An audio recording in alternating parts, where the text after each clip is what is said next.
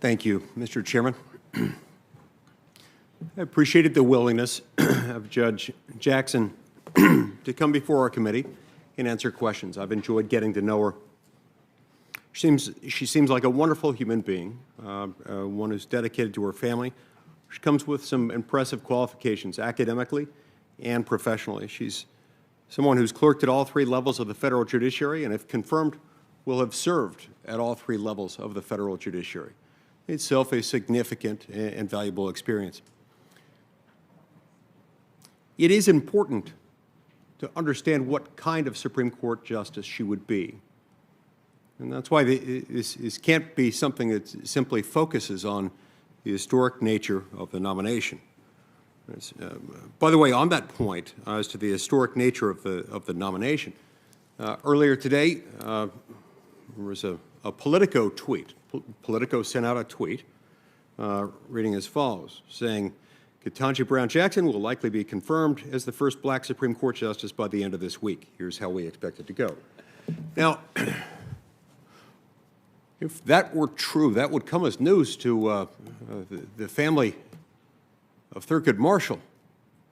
And it would come as great news to Justice Clarence Thomas and his family.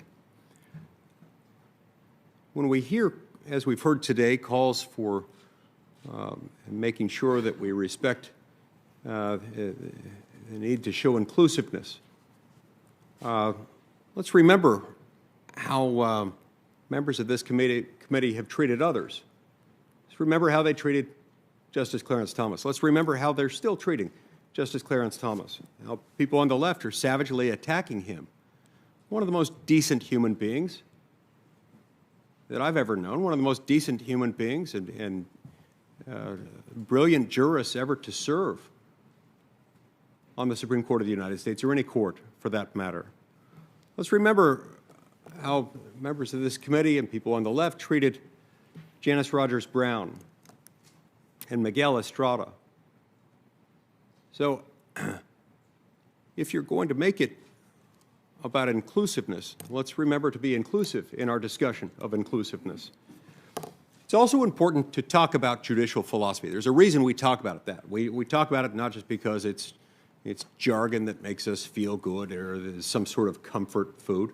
We talk about it because we must talk about it, because that's how we make sure that our government functions as it should.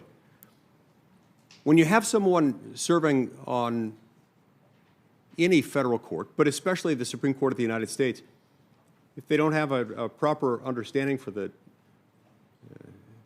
limited role of the federal judiciary, for the separation of powers between the three branches, the judicial branch can become very dangerous, in which the will of the people can be thwarted by justices who are not willing to recognize limits on their own power, limits on their own jurisdiction.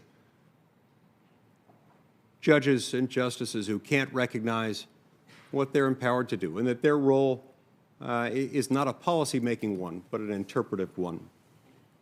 That's why we ask so many questions about judicial philosophy. For a judge that wants to achieve a particular outcome, for a judge who looks at a case from the standpoint of figuring out what result he or she would be comfortable with, then that becomes the judicial philosophy. The achievement of a fair result, of a result that the judge or justice feels comfortable with, is the guiding principle. But judicial philosophy matters also because there are a lot of consequences to having a bad judicial philosophy. Now, when we asked about Judge Jackson's judicial philosophy, when we asked her, when we asked others, we were told frequently that we should look at her record. So we looked at her record. We've got a lot of things in her record that we found concerning, including a couple of cases in which she acted without jurisdiction. The Make the Road New York case is a troubling example of this, as is the AFGE versus Trump case. In both circumstances, she took an executive action taken within the Trump administration, action that she apparently disagreed with, and issued declaratory and injunctive relief to invalidate those actions. And in both cases, she was overturned by the left-leaning U.S. Court of Appeals for the D.C. Circuit. These cases haven't gotten as much attention as some of her other rulings, as some of her sentencing decisions, but they're very, very significant. They're deeply troubling to me, because when someone's willing to act when they lack jurisdiction and or when they don't have a valid cause of action upon which to grant that relief, that's someone who's cutting at the heart of the limits on judicial authority and creating a dangerous set of circumstances. So we're told to look at her record, and yet much of what we see from her record is disturbing. We're told to look at her record, and yet we still don't have significant portions of her record on another disturbing line of rulings, those dealing with her sentencing imposed in child pornography cases. Now, she made the argument, and many on this committee have made the argument for her as well, that all judges sentence this far out of the guidelines, as far out of the guidelines as she did in those cases, as if she were somehow within the mainstream of judges on sentencing cases like these. But based on what we've seen, she sentences 47% below the national average. Then just 3 days ago, and over a week after the hearings were concluded, we received the sentencing transcripts from a case where Judge Jackson gave yet another light sentence to a violent child rapist who failed to give truthful information to the court, falsified his address for purposes of requiring a sex offender registry participation.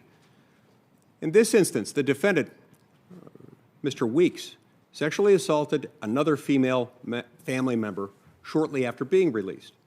He then bribed the victim, apparently, into refusing to testify against him. Mr. Weeks would have been in prison and unable to sexually assault his sister-in-law if Jackson hadn't sentenced him below the guidelines range and below the government's recommendation. Now, Judge Jackson insists that her sentences are based on mitigating factors, those articulated in 18 U.S.C. Section 3553, and that we could understand that if only we had the record before us. Now, for whatever reason, the White House and the Democrats on this committee aren't all that concerned about making sure we have that record. And in fact, they seem determined to do the opposite of that. And Judge Jackson puzzlingly claims that she doesn't have access to those records, even though it appears that she, through her chambers, got key pieces of that information that could have been drawn from the pre-sentence reports, which we've requested, and sent sensitive information from those reports over to the White House. Well, something doesn't add up here. So when we ask about her judicial philosophy, we're told to look at her record, and yet when we look at her record, what's there is troubling to us, and very often there's a whole lot that simply isn't there. I'm also concerned about her inability or unwillingness to answer certain basic questions, whether it's in response to whether it's in response to a question from Senator Blackburn, a simple question, what is a woman? To her refusal to respond to my question regarding her views on efforts to pack the Supreme Court of the United States. These are troublingly inadequate answers that she provides because she doesn't answer them at all to very basic questions, questions that she could easily answer, should easily answer, and the fact that she doesn't and won't and hasn't is concerning. Finally, I'm concerned by her response to Senator Kennedy, echoing former Justice Brennan's philosophy that 5 unelected Supreme Court justices can find new unenumerated constitutional rights. Quote, well, at any time the Supreme Court has 5 votes, then they have a majority for whatever opinion they determine, close quote. That's troubling. Look, the record doesn't support what they say it supports. Even more troublingly, the stuff that they say is supportive of her record, stuff we haven't been given. Why?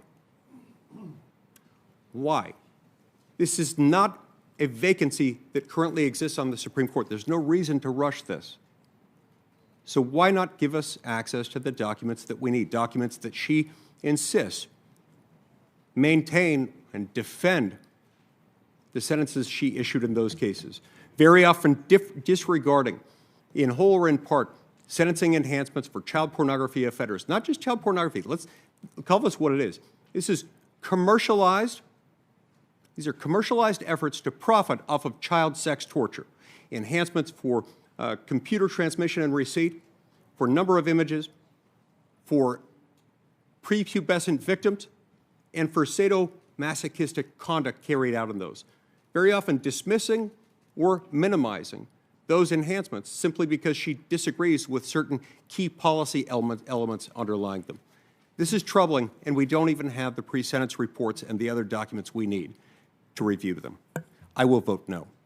If you enjoyed this video, hit like and subscribe to our channel so you'll be sure to see similar videos from BlazeTV with the added bonus of signaling YouTube that your voice and opinion still matters.